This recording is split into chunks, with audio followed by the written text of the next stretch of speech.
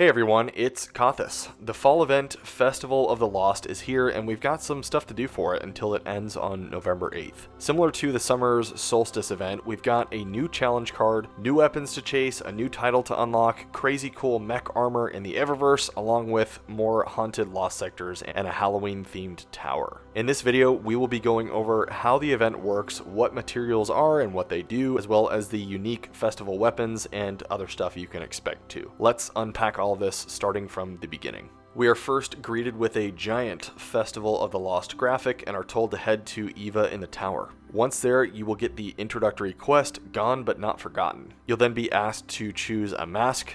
Choose any one of them, it doesn't really matter. The only difference between these is the affinity. Anyone works. Equip the mask to progress the quest. You'll then be given a spectral page for free, but you will be getting these from completing activities while wearing a festival mask for future reference. I haven't tested every activity yet, but I'd assume that this functions very similarly to how the Solstice did back in summer, where you'd have to wear Solstice gear to obtain silver leaves. Anyway, then you'll be prompted to enter the Haunted Lost Sector playlist, which can be accessed through the node next to Eva or from the director.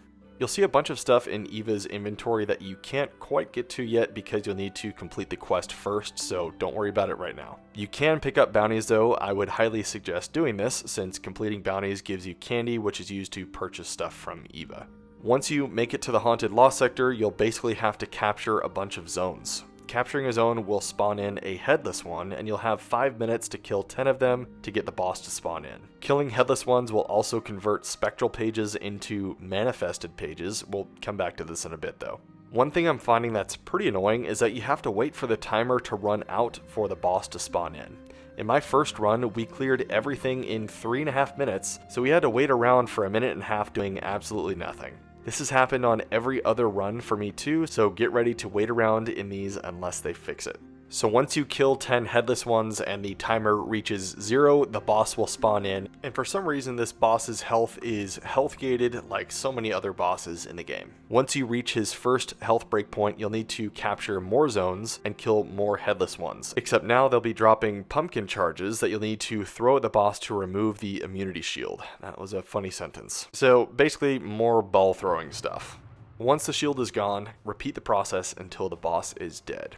You will be rewarded with candy along with 1 or 2 of the 4 available Festival of the Lost weapons, and we will get to those weapons in a bit. The next step will have you return to Eva in the tower and bring your new manifested page to the Book of the Forgotten. FYI here, on my Warlock I chose Tales of the Forgotten Volume 1 and it actually froze my quest. I couldn't get it to progress even after abandoning the quest and picking it back up again. So what I did is I moved to my hunter to start the quest line from scratch, and I chose the first page on Tales of the Forgotten Volume 2, and that seemed to work. I'm not sure if that's the reason. I did see that they were investigating an issue with this, but just to be safe, just choose this one.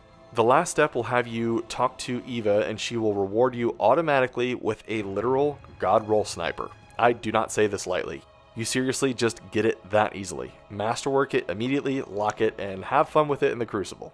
Alright, now that that's out of the way, let's talk about the festival materials. What do we do with all this stuff? First up, all the candy you'll be getting from killing any enemy anywhere while wearing a mask will be used to buy these grab bags. You've got a mystery grab bag and an epic mystery grab bag. I bought an epic mystery grab bag and yeah, it's pretty bad.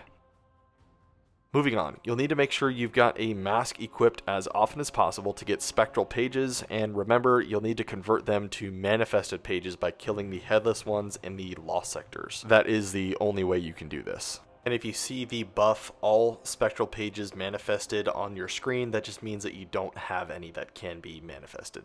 All of your manifested pages will be used to unlock pages in the Tales of the Forgotten Volume 1 and 2, which will also directly unlock 2 new lore books for you. You'll need to complete both books along with some other more specific stuff to complete the Ghostwriter seal. I'm assuming the seal won't be super hard to get as long as you just pace yourself through it over the next few weeks. It's really not too bad. Keep in mind too that completing the Ghostwriter seal will work toward your Reveler seal, which will definitely be a rare one since it takes a full year to complete, so make sure you get this.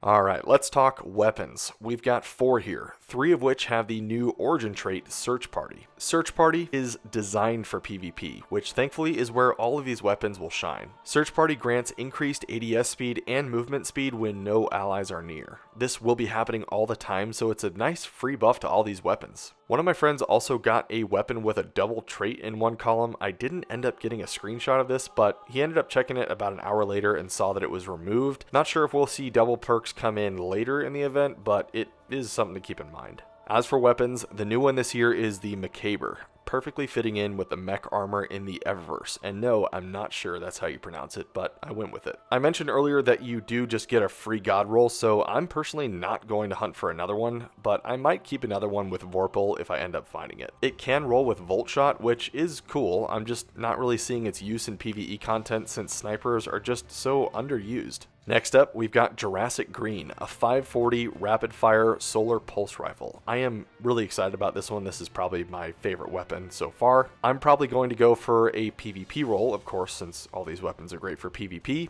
and hunt for Perpetual Motion and Frenzy. It does have the ability to roll with Incandescent too, but I already have my Enhanced Incandescent BXR Battler crafted, so I really don't have any need for it. But if you don't have a BXR with Incandescent, you can feel free to keep one of these Jurassic Greens if you end up finding it. The Braytech Werewolf is a 450 precision frame kinetic auto rifle that I'm also very excited to try for PvP. 450s just got a buff to their stability today, so guns like the Werewolf, Firefright, Amit, and so on might be actually interesting to try out now in PvP. For the Werewolf, I am probably going to be looking for a compulsive reload or kill clip, or maybe dynamic sway reduction and tap the trigger.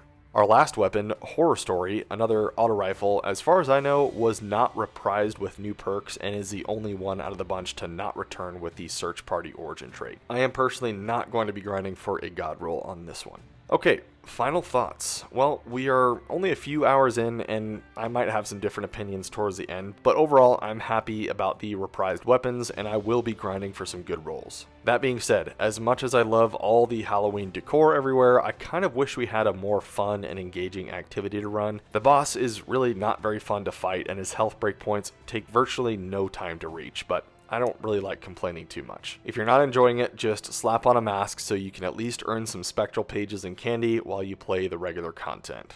Well, that is it for now, everyone. I hope you all have a great day, and I will see you all in the next video.